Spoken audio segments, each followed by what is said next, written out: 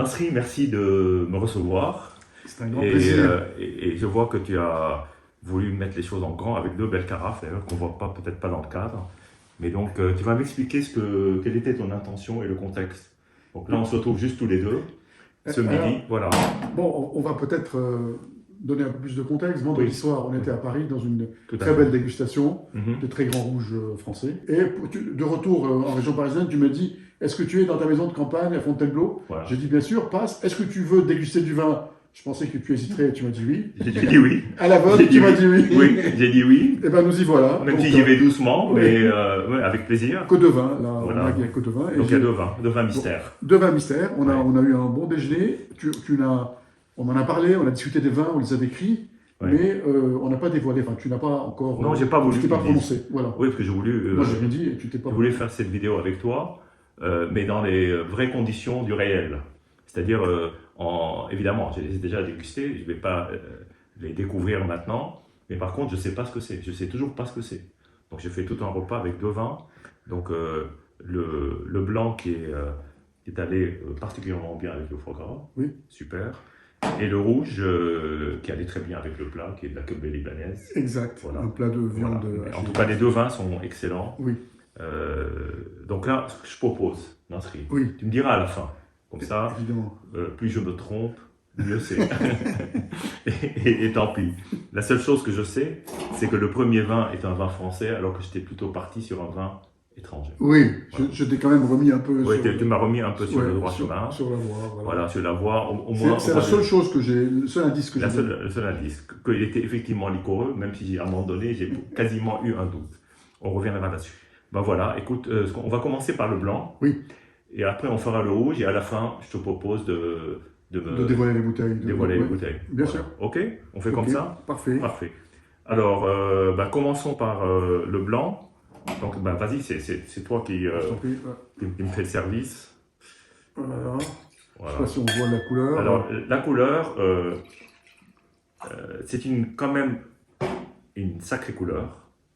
Moi, j'ai trouvé doré, mais orangé. Oui, absolument, la couleur Et ça se orange. reconfirme là, à la lumière même si Couleur ambre, oui. on est un soir d'automne, quasi d'hiver. Oui, Et effectivement, le ciel est gris, donc on n'a pas le beau soleil, mais en tout cas, c'est bien une couleur orangée. On va commencer par le nez, puis toi, tu me diras aussi ce que tu en penses. Moi, là, je trouve qu'il est plus expressif que tout à l'heure, oui, parce que je pense qu'il était un peu trop froid. il était froid et Oui. c'était. Oui, il sortait du frigo. Oui. Donc ça lui a fait du bien, parce qu'effectivement, le premier nez, quand je l'ai senti à table, pour moi, c'était un vin qui n'avait pas vraiment d'expressivité. Il faut dire que vu la couleur, j'étais parti sur un sauterne, et il n'avait pas un nez de sauterne. Voilà. Mais là, il est beaucoup plus expressif. Et qu'est-ce que tu sens, toi, maintenant? Écoute, on en a parlé, il y a Oui. toujours le miel qui est Oui. très présent. Il y a un côté, je ne sais pas, des fruits comme de la pêche, de l'abricot. Et un peu d'amande amère. Les amandes, oui, les amandes, oui. Je le sens toujours, moi. C'est un vin, tu m'as confirmé que c'était d'un certain âge, c'est un vin âgé. Oui. Âgé, Oui. voilà. Donc il n'y a pas de doute là-dessus. Donc c'est un vin français. Maintenant, on va le regoûter, Oui. voir s'il a évolué déjà depuis tout à l'heure.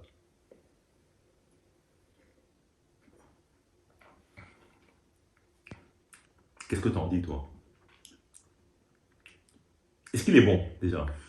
Oui, il est bon, mais on est surpris parce que quand on voit le foie gras, on voit la couleur, on sait que c'est un liquoreux, on s'attend à un sauterne. Et c'est pas du tout un sauterne. Non, ça n'est pas.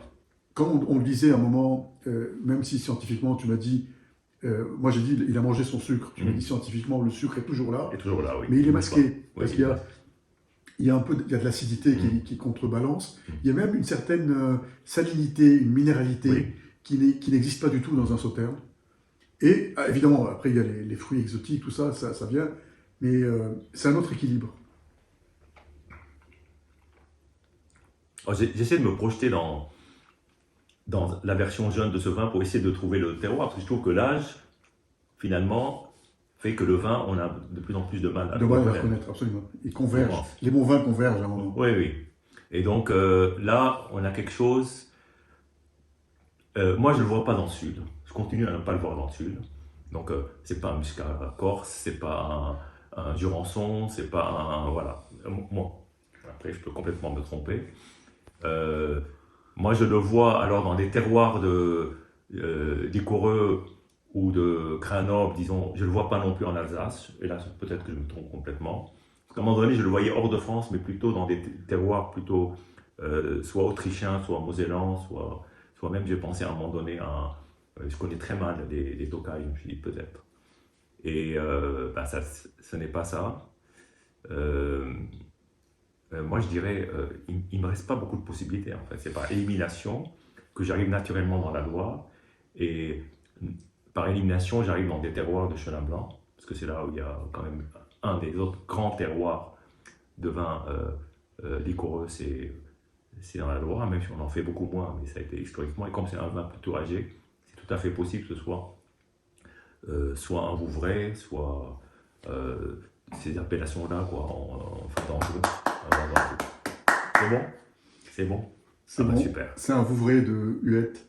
un Vouvray de Liette. Voilà. Voilà, alors maintenant je vais essayer de le situer dans l'âge.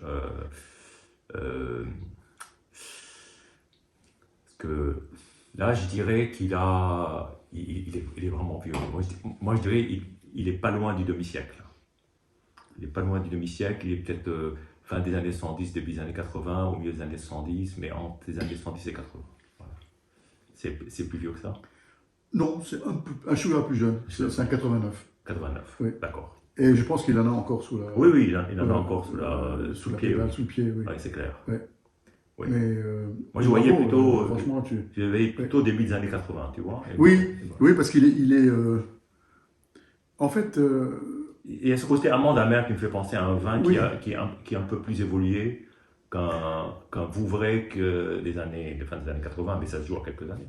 mais comme il a perdu son côté sucré, il s'est adouci, Mm. il est parti plus dans le côté, je sais pas, une certaine simplicité d'une certaine manière. Oui. Peut-être qu'on lui donne plus d'âge. Oui, oui. En tout cas, c'est une très très belle bouteille. Bah, tu vas nous la montrer tout à l'heure. Oui. On va passer au rouge. Allez, Donc, le rouge, il m'en restait encore un peu.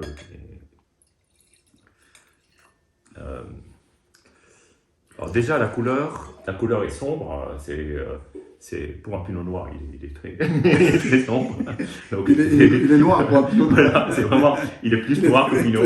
Donc pour moi, c'est pas du tout un pinot noir. C'était juste pour l'anecdote, parce que quand j'ai goûté pas mal de pinot noir hier. Donc là, c'est une robe assez sombre. Je trouve qu'elle est, alors, au point de vue de l'évolution, elle est entre deux. Je trouve que Il n'y a pas beaucoup de lumière ici, mais il n'y a bon. pas beaucoup de lumière, mais j'ai vu là Oui, à tout à table, l'heure, c'est légèrement évolué. En tout cas, c'est encore une très belle teinte, une belle limpidité. Alors au nez, je sais pas si t'entends ça, mais moi je trouve que le nez quand même est très expressif là, oui, d'un oui, coup. très. Et là, on a des aromatiques un peu de cerise confit, de marmelade presque. Et puis un côté là, c'est peut-être le point commun qu'il y a avec le blanc, c'est un côté caillouteux, un côté un peu, je dirais pas minéral, mais, mais mine de crayon, côté mine de crayon, Oui, il y a un côté décret. côté mine de crayon, et puis très parfumé le nez, très très parfumé. Qu'est-ce que tu trouves toi? Moi, je ne sais pas si je vais te dire. Si, mais écoute, moi, je trouve ce que tu dis exactement. Il y a aussi comme une bouffée d'épices, quand même. Que Oui, tu prends dans il y a un côté épice Oui. qui sort. Très nettement.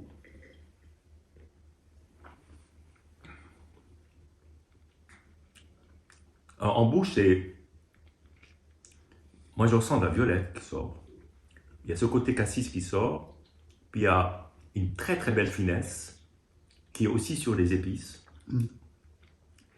Et au départ, moi j'étais parti sur un Cabernet Sauvignon. En tout cas, c'est Cabernet. J'étais parti sur Cabernet Sauvignon.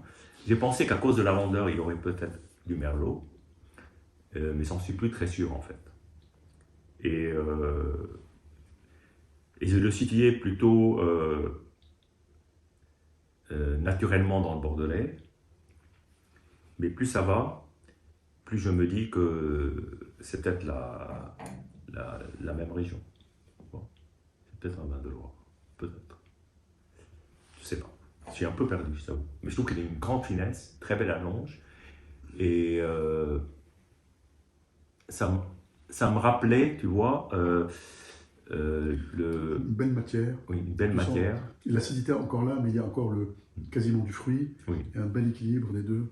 Et il est vraiment sur l'élégance Il est de la énormément finesse. sur Oui. l'élégance et la finesse. Et il me faisait, tu vois, il me faisait penser au Camargue-Aubryon à cause du Cabernet Franc. Et je me dis peut-être qu'il y a des Cabernet Franc dedans. Alors Cabernet Franc, où est-ce qu'on le trouve?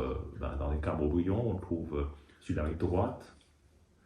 Il y a des châteaux célèbres qui sont à Cheval Blanc, entre autres, très Cabernet Franc. Et puis on le trouve dans le terroir, dans le Saumurois. Comme Rougeard qu'on a goûté l'autre jour. Vendredi soir, on a eu. Et ça me rappelait le Rougeard 96 qu'on a bu, mais en version un peu plus jeune. Bon. Alors s'il faut choisir, j'ai encore goûté. Tu veux dire d'autres choses sur le vin? Écoute, je vais. Il y a un indice que j'hésite à te le donner pour ne pas. Ah, on ne le donne pas. Oui. Mais c'est un vin français. On est d'accord? Ah, tout à fait. Ok. Il y a quand même une note légèrement fumée en fin de bouche. Là. Bon, et il faut choisir. Donc, Oui. moi, je pars sur la rive droite. Et, écoute, moi je vais te dire quelque chose. Pense aux épices. Il y a quand même une grande présence d'épices là, à la fois au nez et en bouche, que tu n'aurais pas, que tu n'aurais pas ni sur le Cabernet Franc, ni même Non, sur. c'est vrai. Oui. Non, c'est vrai. Oui. Non, qu'est-ce que tu en penses?